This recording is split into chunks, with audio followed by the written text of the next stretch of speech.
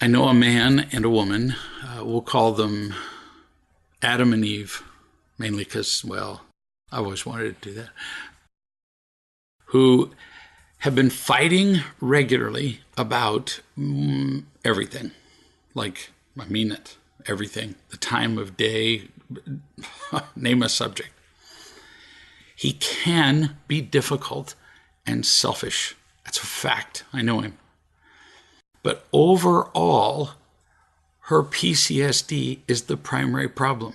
It is not true that in every conflict or difficulty, the problem is 50-50. It's just not true. You got somebody who runs into the room with their hair on fire and other people are having difficulty putting it out, and the primary problem isn't the people having difficulty putting it out. It's the person with their hair on fire. That doesn't make her bad. It just makes her a genuine victim of pain. And her subsequent and understandable hypervigilance. You can look up the definition of that word, but hypervigilance is just being, your nervous system just being turned on and being constantly looking for sources of pain. Her hypervigilance and pain derail every conversation about kids, house, bedtime, money, everything. I listened to several of these arguments and finally identified a problem that they could hear. Because just telling somebody that they have PCSD isn't enough. No matter what the subject of the conversation, money, kids, house, meals, whatever, Eve would turn it into a conversation about her. In other words, she changed the subject. I think I've talked about this subject before, but I'm not positive. It's very common. You watch for it as you watch two people talk, and you'll see it happen in every conversation you watch. Somebody will bring up subject A, and the next person may wait no seconds at all before they change it into subject B. They just run off on a tangent just because, well, their tangent and the original subject shared a common word, like the. And it usually doesn't take very long. So, for example, he would bring up something that she was doing that was unproductive to the household, to the kids, to the whatever. She would change the subject to what? He was talking about something that was happening that was harmful. She changed the subject to her, how it was an attack of her. Everything became about how she was doing her best. Well, that's not helpful if there's still a problem. We have to elevate our best. I just assume that people are doing their best. Everything became about how she was feeling pressured, how she had made a decision, and he never supported, surprise, her. So the subject was always she or her. Solution. She said that she would quit changing the subject. I said, really? And what about when you don't identify that you've changed the subject because you've been doing this for a very long time? She said, you mean if I fail to identify what I did? No. When you change the subject, because you will. She said, well, I don't know. And see, that's a problem. People will very often say, oh, I see the problem. Now I change the subject. I'll stop doing that. If you've been doing it all your life and not recognized that you've been doing it, which would include anger, for example. There are a great many people who become angry, who change the subject, who whatever. They finally recognize it, that they're doing it, but they've been doing it for so long, and they can come up with justifications so quickly, they can't identify when they do it. They can't. When we're afraid or angry, we're insane, and we don't think reasonably. So I suggested that she tell Adam the following. Exactly. I had to write it down so she could tell him. When I become difficult or victim-y, or angry or withdrawn, because she uses them all. Show me what the original subject was that we were talking about, and then show me how I changed the subject to me. Because see, when she changes the subject to her, she's always the victim. And then she becomes difficult, victim-y, angry, and withdrawn. She can't deal with all those things that she does, but she can hear, oh, I changed the subject to me. And if she can focus on the original subject, she can stay away from all the victimhood and all that other stuff, which is just a response to changing the subject. So she continues with him. Show me how I changed the subject to me, and then I will leave the conversation until I'm able to focus back on the original subject. So after the conversation with Eve, I got an email from Adam. He said, prior to your call, Eve and I were discussing a contractor's estimate that she had gotten to repair water damage to the roof. She became difficult, but I couldn't figure out why. She took offense to the fact that I raised red flags about the way the contractor did business. He made some unusual demands and was pushy in ways that most contractors are not, and I just brought that up. It was smart of you to raise the red flags. Red flags are much easier to deal with beforehand than after a job is done poorly. Much easier than an all-out dispute later when things fall apart. You've paid the contractor and the job isn't done. He continues. This is Adam. She defended the contractor by saying, Adam, you're wrong. Why would you say those things about him?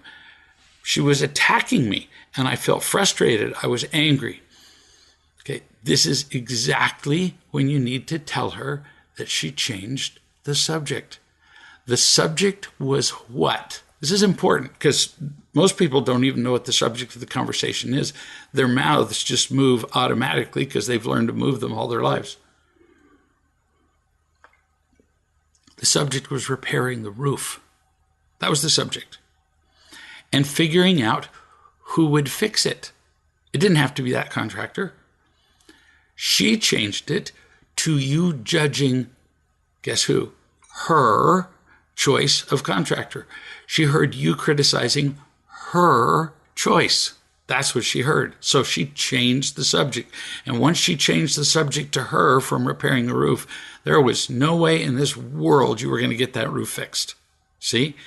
She has to be helped identifying how she changes the subject. Everybody who's listening, if you pay attention, you're going to see people change the subject in every conversation you're in, virtually. And if you don't identify that the subject has changed, you're doomed. Because you started with subject A, they changed the subject to them, and you keep talking about A. And they're talking about them. How are you going to have a conversation when the two of you are on two completely different pages? You can't. So we have to identify the change of subject. Somebody has to say, we'll get to your part, but first let's finish A. You can only do one subject at a time. Adam continues. Another time, she met this guy that she didn't even know while she was getting a pedicure out of the blue. But when I criticized something he said, the guy at the pedicure shop, when he wasn't even there, she didn't like it. How did she make that about her? These are great questions, because when people change the subject, we often think, how in the world did we get here? How did we get from here to here?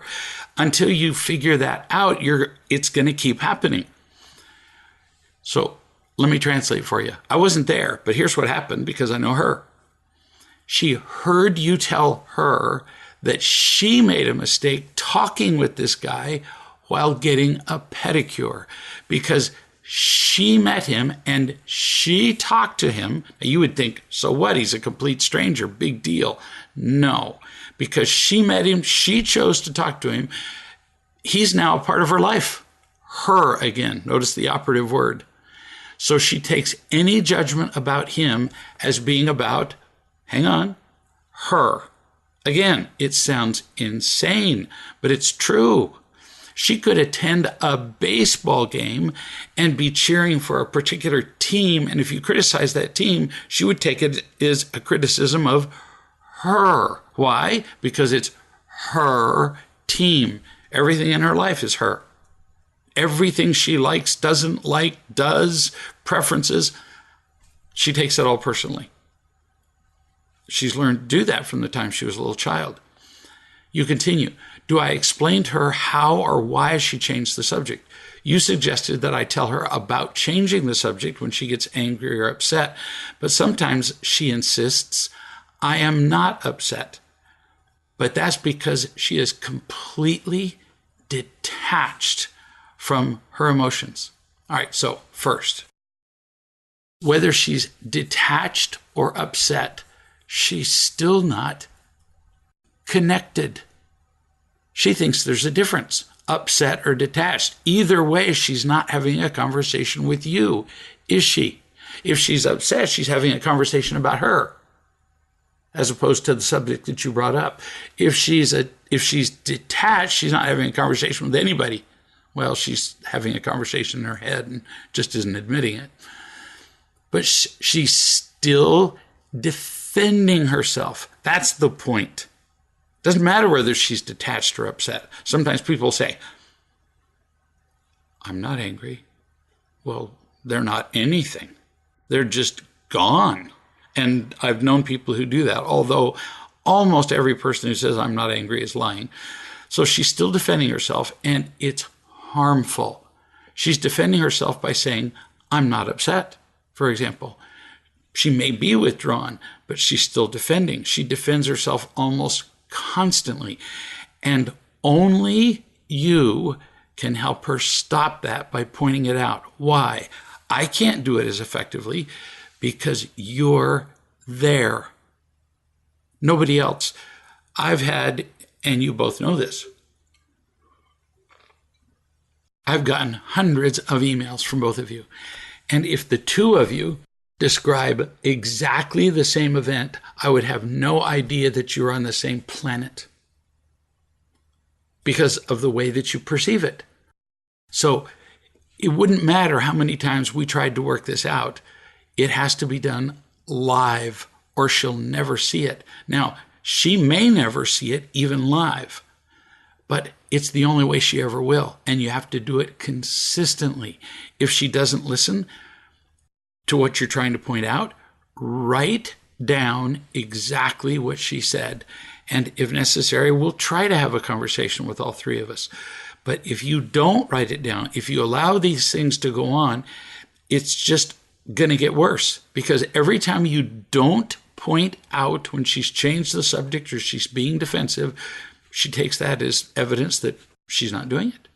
In fact, I've been present many times when a husband, a spouse, doesn't matter which one, says, well, my spouse did this the other day, and my spouse does this all the time.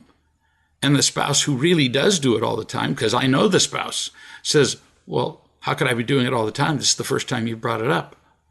Well, yeah, of course it's the first time the spouse has brought it up. They've been too afraid before then. That's why you have to point it out every time, or they count it as they're doing it right when they're not. You continue. So my assignment now is to stop the conversation when she becomes difficult, point out that she's changed the subject to her, remind her that the subject is hiring a contractor for home repairs, and she walks away and gathers herself together or calls you or calls somebody or does something until she can talk about the original subject. Yes. And if she avoids returning, then you bring it up again. Because these crazy conversations simply cannot continue to happen. So days later, I get an email from Eve. She says, I've been practicing listening to Adam. He's pointing out when I change the subject, and I'm learning how often I do that. stop my heart. Beautiful. Bless you. I didn't point all that out about you to be critical. It's just life-saving. No kidding. And so far, at least in this email, it appears that you're listening. You said, I'm learning how often I do that. Beautiful. You continue, I've done it unconsciously for so long, I often don't know how else to respond in a conversation. Oh, I know that. I've never said that you've done any of this consciously. Most of our unproductive behaviors are unconscious. They're learned in response to pain, but they still have to stop. Uncounted people have fought me to death when I've said that they're angry or lying or whatever, because without realizing it, what they hear me say is, you mean to be angry. You're trying to be angry. You're trying to lie. You're intentionally lying. Oh no, it's almost all unintentional. It's just a reaction to pain, but it's still just as hurtful. Doesn't matter whether you did it accidentally or not. When you smack the other person in the face with a shovel, it still hurts. Doesn't matter whether you did it accidentally or not. Eve continues. I'm also listening to other people's conversations, and I'm realizing how often everybody does this. Well, I'm glad you are, that you're seeing this, so that you don't feel especially stupid. Because one of the reasons you've defended yourself is that you've heard that you are especially bad. You're not. And you still have to stop it because it's hurting you. You conclude, it's becoming a great learning experience for us. We all do it. It's so normal, we don't even notice it. I can definitely tell a difference in how I have felt this week after deciding to learn how to listen better. I'm happier. Oh, those are the golden words. I'm happier. Not I'm smarter, not I'm wiser, no. I'm happier. You've also identified the very first step, and usually the most visible step, the most essential step, and usually the easiest step to take in learning to love. The process of learning to love another person lasts for a lifetime. But one thing that we can learn to do very soon, very early, and relatively easily compared to all the other skills is to shut our mouths and listen and quit making it about us. What is the person I'm talking to, my partner, in this case, just my conversation partner, could be anybody, what are they saying? As opposed to, how is this affecting me? So, bless you for being willing to learn this. It can make all the difference. It's life or death, no joke. New subject. I know a man who took his son, who's 12, and his daughter, 10, out in public. The 12-year-old boy just went crazy. This is the word that the father chose. Playing in the park, running around. The kid ends up in the lake in the park, laughing and soaked and muddy. And then he's wet when they go to a restaurant to eat. And the father wanted to know what he should do. Nothing. I've told this story before, but I'm going to tell it again. I once was the sole adult leader for an enormous scout group. There were 30 kids, and there was just me. We had 3 rules. You don't hurt other people's property. You don't hurt other people's feelings. And when I'm talking, you're not. And this kid didn't break any of the rules. He wasn't hurting anybody's property, jumping in the lake. He wasn't hurting anybody's feelings, with the exception of people who like to have their feelings hurt by breathing. And he wasn't disobeying his father. His father just simply didn't know what to do.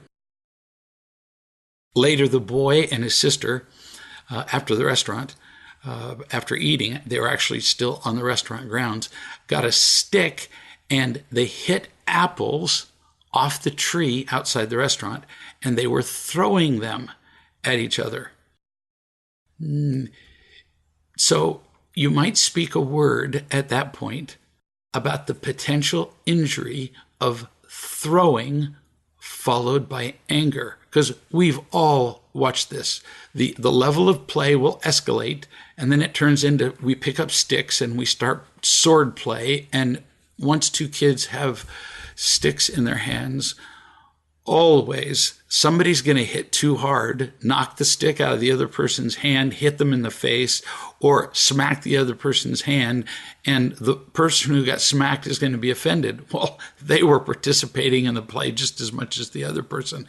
So when play is escalating, it is worth saying, I'm just telling you, the likelihood of one of you being hurt within the next 2 minutes is really high. That's all I say. I don't ever tell them to stop. But if one of you does get hurt, I'm not going to care. So I'm just telling you ahead of time. If one of you gets hit in the hand by a stick because you were swinging a stick and just didn't happen to hit the other person first, and you're bleeding in your hand, you already know how to wrap your injury, and good luck. Now, separate issue. Is it their tree, and could the owner mind that they're hitting apples out of his tree? Having a little sword fight with sticks on the ground, not a problem. But they're affecting somebody else's property, and sure enough, the owner did come out and fuss about the apples on his tree, which likely he was never going to eat and do anything with, but it doesn't matter. It's his tree. So we're back to the rules. Never hurt somebody else's property, and they were hurting his property. Whether they had an opinion about whether it mattered or not is irrelevant. They were hurting his property. Never hurt somebody else's feelings. The sword play was getting more and more vigorous and becoming much more likely to hurt somebody's feelings. But I don't stop people who might hurt somebody's feelings. Nope. I just tell them, you're getting pretty close. And then when it happens, I just go, I'll be darned. That's exactly what we were talking about.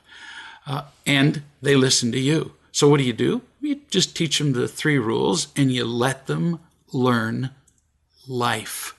Oh, it's a riot. It's fun to teach kids.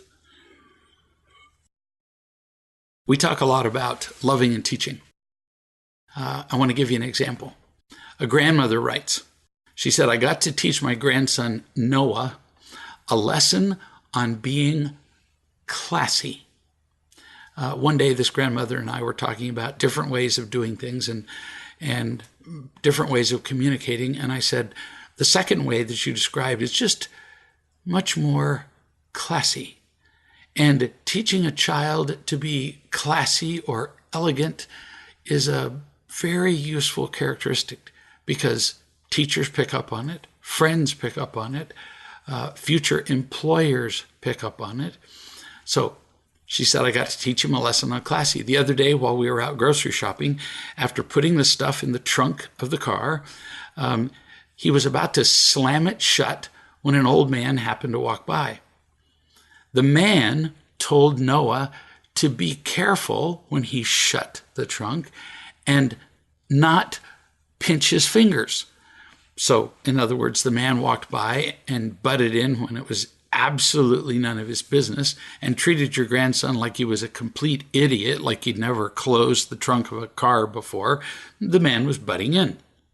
You continue. The old man repeated himself a couple of times. Be careful so you don't pinch your fingers in the on the trunk. And I'm sure he repeated himself because your beautiful grandson Noah wasn't responding, which is an appropriate thing to do. Then he moved on. Noah just stood and looked at him politely, which Noah is pretty great at doing. Then he turned and slammed the trunk down, which is what he was going to do in the first place, and I could see an annoyed look on his face. I asked him what was up, and he said, you know what I was saying in my mind to that man?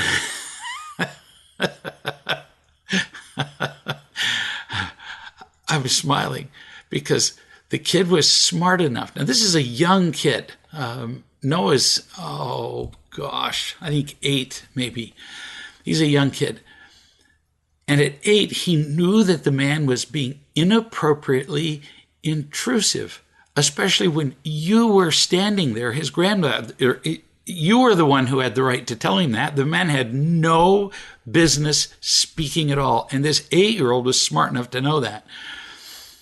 He then proceeded, the grandmother's talking to me again, Noah proceeded to tell me what was on his mind by showing me his middle finger.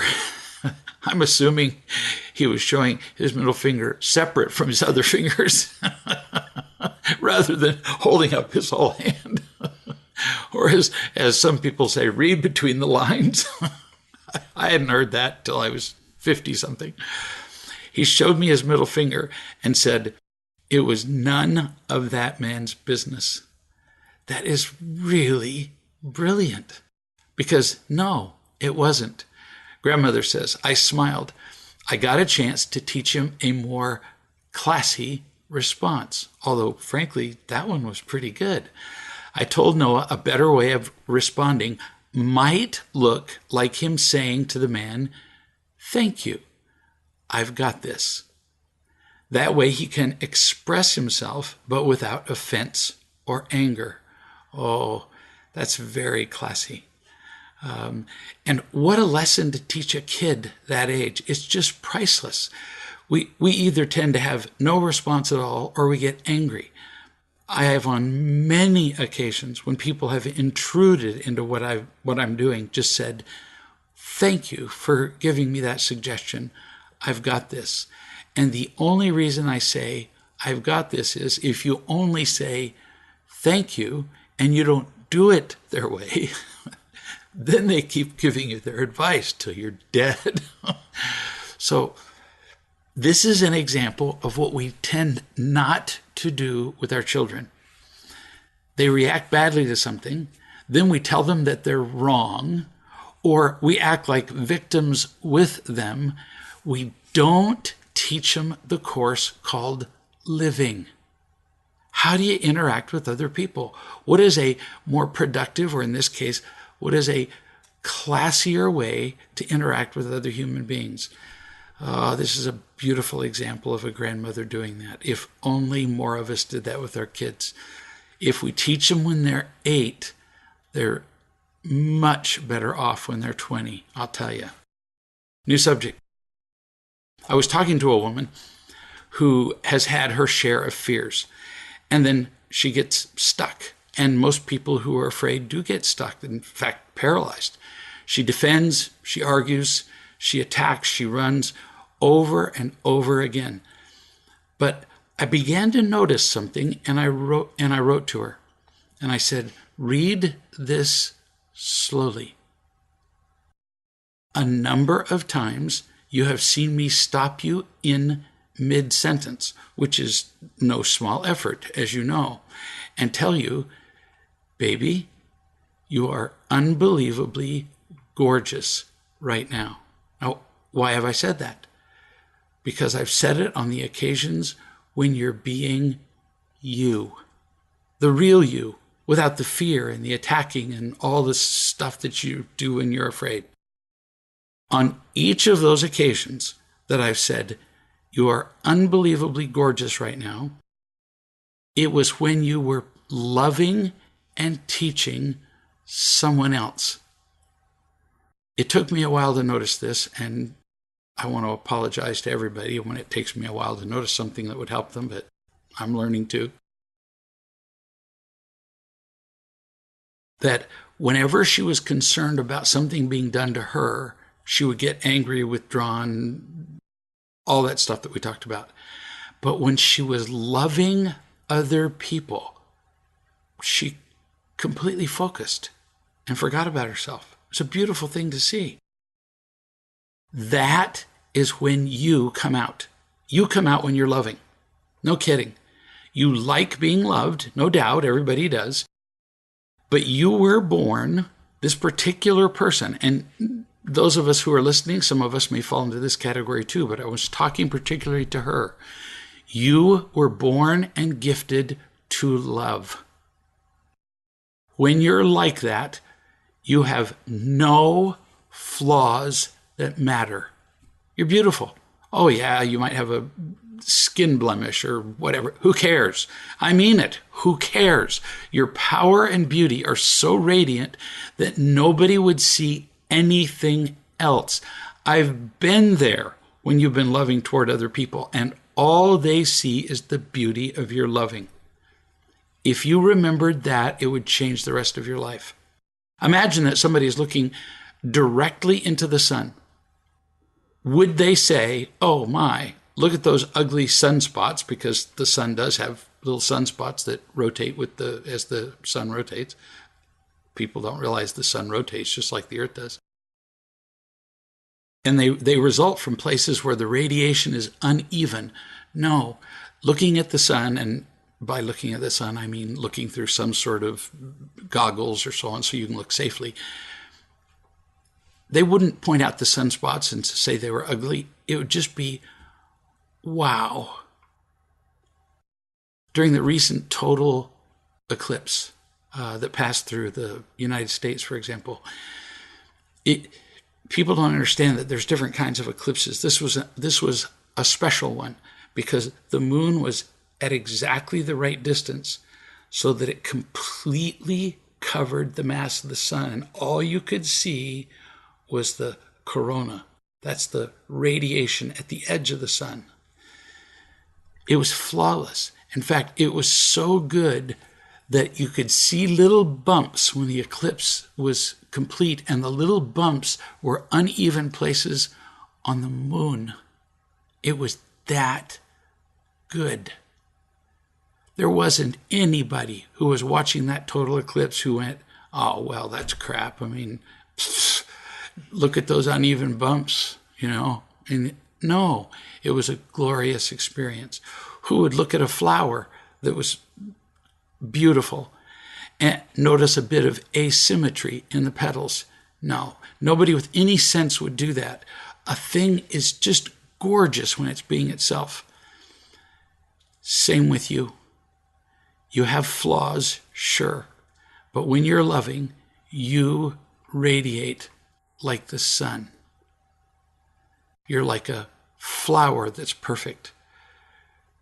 We become happy when we feel loved, when we're loving, and when we're responsible. You particularly become beautiful and happy when you're loving other people.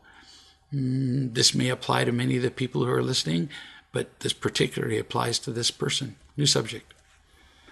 A woman I used to be friends with calls me and she wanted to clear up a misunderstanding. Now, I'm reading an email. She says that she thinks about me and she doesn't want another year to pass with us not talking anymore. That she likes me a lot. The thing is, it's not about a misunderstanding. She stole a gold necklace from my brother when we stayed at his house 3 years ago. He left it in his bedroom, which is where my friend slept, and in the morning, when she left, he noticed it was gone. I doubted him. I thought, he'd just kind of forgotten where he'd put it. But then I looked at a Facebook picture of her, and she was wearing it. I just had to laugh. Social media is making it harder to get away with some stuff, isn't it? I know a guy who had his motorcycle stolen, and he reported it to the police, and he couldn't find it, and looked all over the place, all over his neighborhood for it. And one day, a friend of his put up a picture of himself on Facebook, and he was sitting on my friend's motorcycle.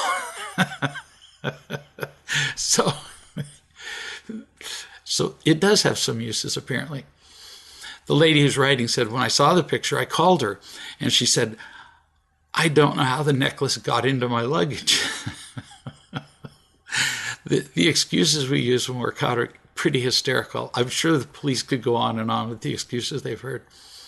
She probably doesn't know how it got around her neck either. People get pretty afraid when they're confronted with the truth about something they've done wrong. Understandable that she would say that. Crazy, but understandable. You continue. I asked her to bring it back to me, and she did. Frankly, I'm surprised. Most people continue with their lies till they're dead. You continue. I don't really have any animosity toward her, but I don't really want to socialize with her either.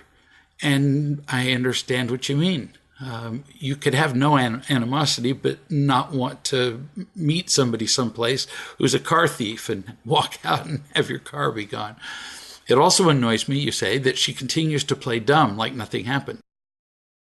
So you have some animosity because it annoys you.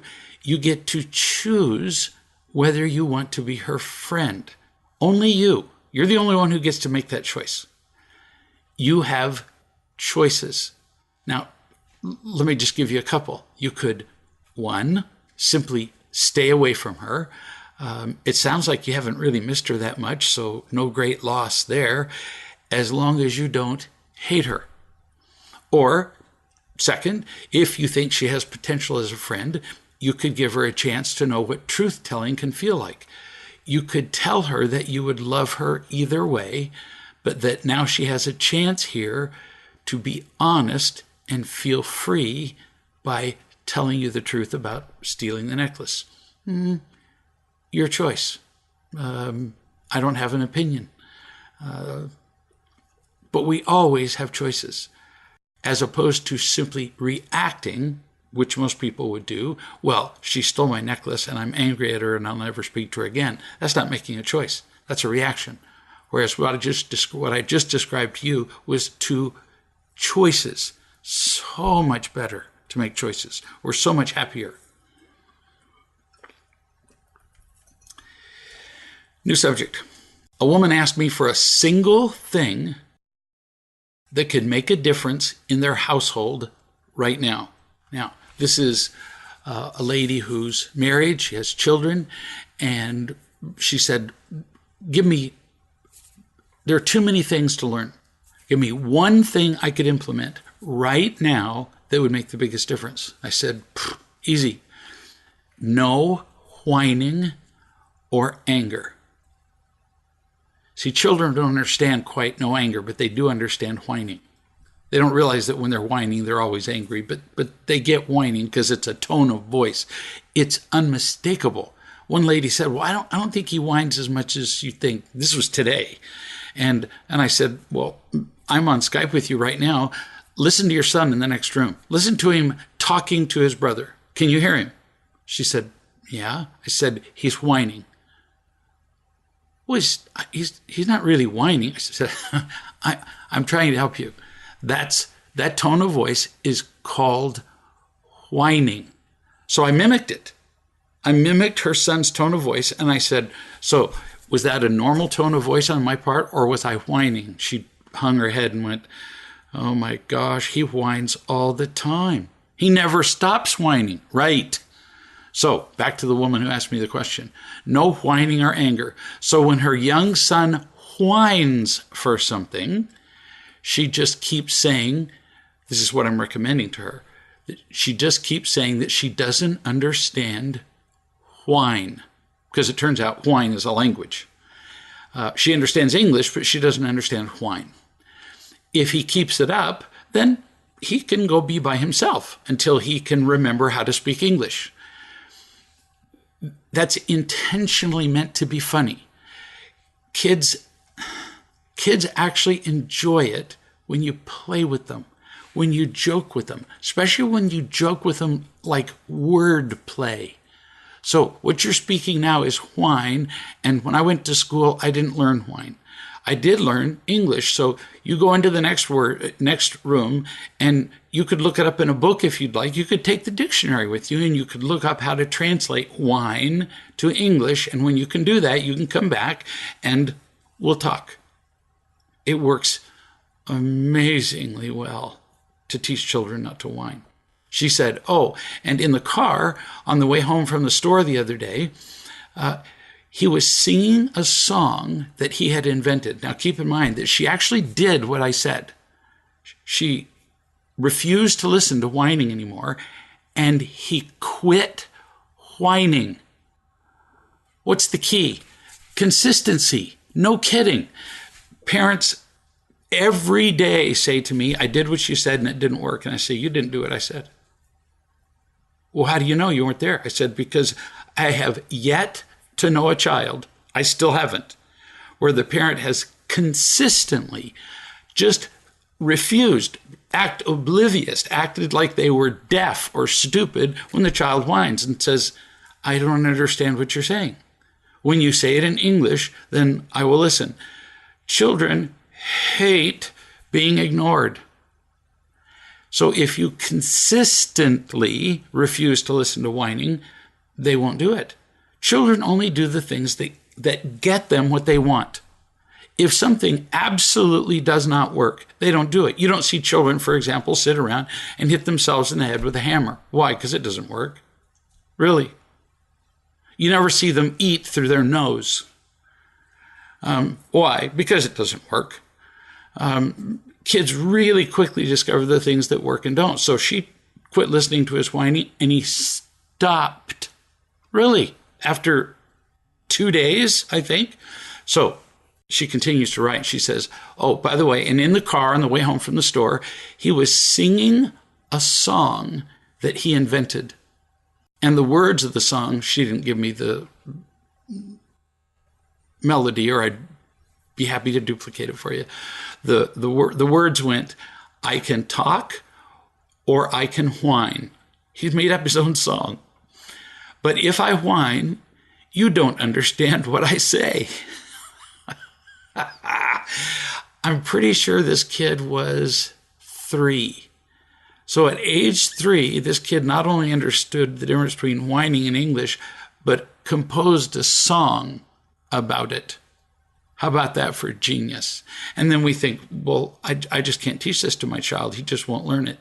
Yeah, it turns out it's never the child's problem. Pretty smart. They do what works. If you respond to whining, either by giving them what they want or even attention, including negative, they'll keep doing it. If a child whines and you bark at them, stop whining. That's still attention, and they'll do it again. No, when they whine, you just have to just very casually, like this, go, gosh, I just don't understand. It's all in your face. It's all in your tone. I don't understand, and frankly, I just don't care to learn whine. See my face? That's the key. I wish I could understand you. Well, you go into your room, and when you can tell this to me in English, I'm just dying to hear it. What am I communicating? I don't care to listen to whine. And I don't care that you're whining. You can whine all you want. I just don't understand you. Once they get that, they quit it. If there's no reward for their behavior, they stop it. Just like training a seal. No joke. New subject. This person says, I'm beginning to learn that I have allowed other people to blame me for everything. Crazy examples of blaming me. My brother got a 2-year-old dog who ended up biting my brother's son. So picture this. The writer says that her brother got a 2-year-old dog. We'll make it small because it's a dog. The brother got the dog, and the dog bit the brother's son. So this is all on the brother. It was all done by the brother, to the point where the little kid needed doctor's care. He's gotten rid of the dog, but my mom called to blame me and said, you're to blame. The sister who didn't buy the dog, who didn't own the dog, whose son it wasn't, you're to blame because you kept telling your brother not to give up on the dog, even though he was badly behaved, because the sister was telling the brother how to train the dog. And of course, the brother never did any of the things to train the dog. So the dog was completely wild and did what he wanted to, and like many children, and ended up biting the kid. The woman continues writing, I felt bad about that and tried to explain myself. See, every time we explain ourselves, we feel smaller. But she wouldn't listen. Gee, I wonder if that's been a recurring pattern in your life. How do I begin to let this pattern go? This is pretty big for you. This is a place where on each occasion, you decide one time. Each time something comes up, you decide once whether something is your responsibility. So the wind blows a door open, not in your house. You had nothing to do with the door. You didn't come in the door. You didn't open the door and fail to shut it. The wind blew the door open. Is it your responsibility? No, it's not. I just use that as an example. You decide if you are responsible. And if you decided that you are not responsible, you don't let anybody else, this is the important part, even begin a discussion about it, because it ends up just making you feel terrible. You let people blame you. That's why they do it. The mother knew that the dog wouldn't listen to her blaming. The mother knew the child wouldn't listen, who was probably pulling on the dog's ear or whatever. And the mother knew the child wouldn't listen. And the mother knew your brother wouldn't listen. But your mother loves to blame, so who does she call? The one person who she knows will always accept the blame, you. So why do you get blamed all the time? Because you let people. Really, it's all you. It's not them. Pretty much everybody loves to blame. So we just, cast around for somebody who will let us, and you let her. You continue. So in the past, I've been quiet, or I said something like, I can see how you feel that way. That's called pathetic. Now, I'm not calling you a pathetic person. I'm saying your answer is just pathetic. I can see how you would feel that way. Well, you robbed the bank and you killed 10 people. I can see how you would feel that way. I mean, it makes me want to cry just hearing it. It's that sad and weak. Why do I care? Because in order to be happy, and I care whether you're happy, we need to feel loved. And boy, you don't feel loved when you're feeling blamed. We need to be loving. You certainly can't be loving when you're not feeling loved yourself. And we have to be responsible, which means responsible for the things we're responsible for, not responsible for everything else and everybody else's choices. So no more to this stuff. If you're quiet when people blame you, or if you say, I see how you feel that way, then they got a way of blaming. They take it as permission to do it again the next time. They know that they can make you feel bad, and that gives them a feeling of power. If you say that you see how they can feel that way, you're ratifying their insane victimhood, and you have an insanely victim-y family. So what's the solution? You decide if you're responsible first. That's your first decision. And you decide immediately. My brother's son got bit by the dog. Was I responsible? No. In fact, I tried to train my brother to train the dog, and he refused. So no, I'm not responsible. And then you say, I refuse. And you have to say this within the first about word and a half. No kidding. If you wait for past a full sentence, they're just going to keep going.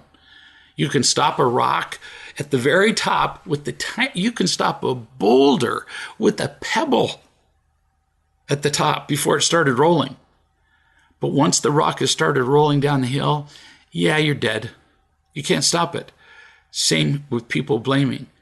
You immediately say, I refuse to talk about that subject. If they start again, you say, I refuse to talk about that subject.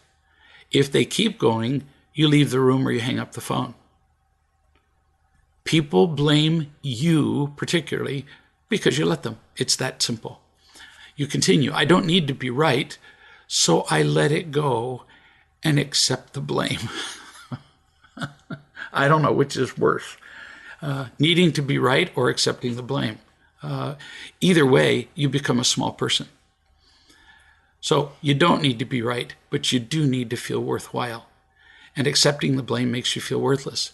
You say, there are times I feel like a punching bag. It's pretty rampant in my life. Any suggestions? What I just said. If it's not your responsibility, stop it. Stop them from talking or leave if they won't, but without being hurt. If you allow any discussions about how it might be your fault when it isn't, people will hunt you down so that they can blame you.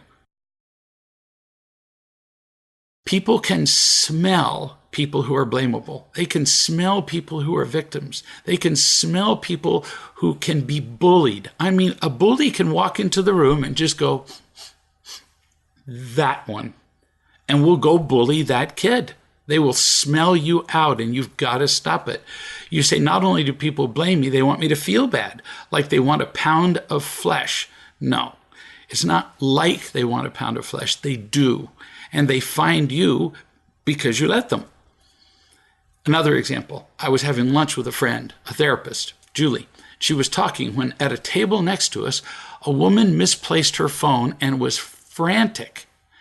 And I got distracted by the frantic woman at the table next to us.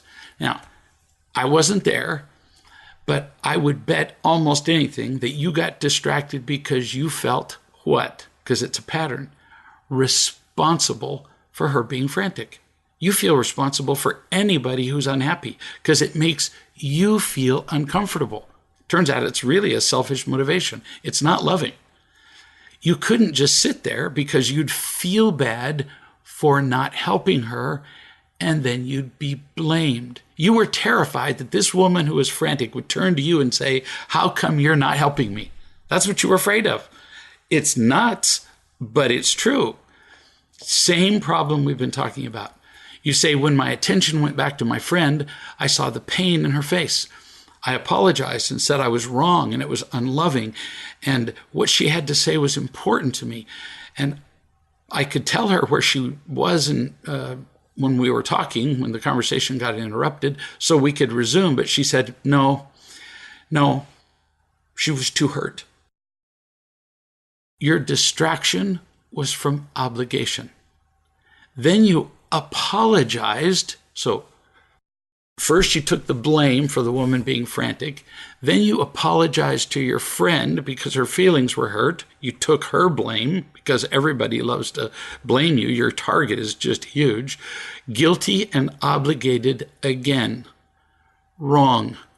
Julie's a big girl, your friend. It's her job to stay engaged with you just as much as it's your job. It wasn't a one-way conversation. You weren't burping her and putting her to bed. I would simply have turned back and said, okay, got distracted, keep going. Just like that. No apology. Got distracted, keep going. I talk to people by Skype all the time, all day long. Donna comes in, she has something that has to be signed right then. She has a decision that has to be made. She hardly ever does that. But she comes in and I go, hang on a second. I sign the book, I turn to her and I say 2, because her question is 2 or 3, whatever. I answer her question, then I go back and go, okay, the last words you said were this. And we just continue the conversation. I do not apologize. Apologize because a necessary interruption happened? You're kidding. So I would simply have turned back and said, okay, distracted, keep going. And if she acted like a victim, I would have said, I'll assume, listen to me, because you don't know the words. I will assume that you will talk when you're ready. And then I would just sit there and wait until she got over her little 4-year-old tantrum. And if she sat there long enough, I would say, well, it's been a fun meal and we'll talk again. Or maybe we won't. But I don't let people blame me. Why? To be strong, to stand up to them? No, because it's inappropriate. It's wrong. You look like you feel guilty, so people keep blaming you. You say, I'm the only person that this particular friend can open up to, and I found a stranger, the lady in the restaurant, more important than her. I said, yes, I sure gave you that message with getting distracted while you were talking. No, you apologized again and took too much responsibility. Like when you said, I'm the only person she can talk to. Well, that's not your problem. You're not responsible for that. Honey, you would take on the responsibility of the rotation of the sun if you could. You continue. Then she said, and your apology was like a rehearsed script that you tell your real love people to say. End quote.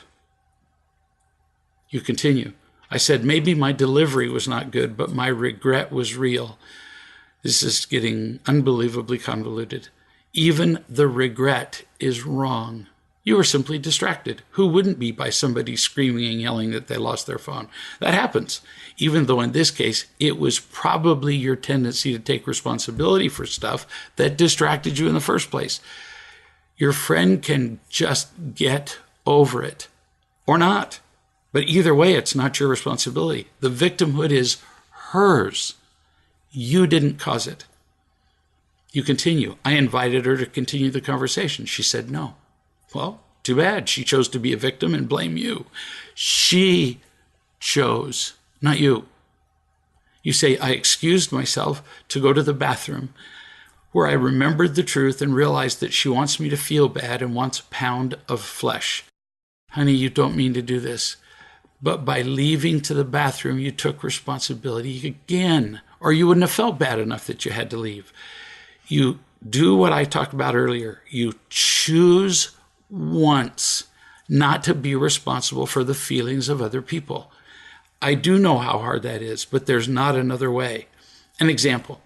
Imagine that somebody drives by my house. They look over at a beautiful plant that I've just planted, like, for example, an Acuba, which I did plant recently. They're admiring the Acuba in my front yard, and while they're looking at it, they run into oncoming traffic. Then they come to my door and bang on the door and blame me for planting a beautiful plant. Visual assault with a plant. You're getting how hysterical this is, right? And yet you would accept the blame. You would say, oh, I'm sorry, I didn't mean to plant the plant out there where it would distract you. It's absurd. You would actually wince, even if for a second. And in that second, the other person would register permission to keep blaming you. You continue. Back to the table, I repeated myself. She goes on and on. I'm not going to read the whole thing. This woman accepts responsibility on and on and on and on with everybody, with her mother, with her brother's dog, with her friend. When people treat you like this, they're what's called not a friend. You don't want a friendship with somebody who would treat you like this. And until you stop taking responsibility for stuff, you're going to keep attracting people like this who you call friends but are not. You need to practice with new friends, not apologizing or feeling bad or carrying the weight of conversations or interactions. You can do this. You have to, or you'll be unhappy. So what do? What we talk about over and over and over again. How will your life change when you bring love into it? When you bring love into your life so that then you can bring it into situations so you can discover what it's like finally, actually probably for the first time, to be free of guilt and obligation. It's heaven. I'll see you in a week.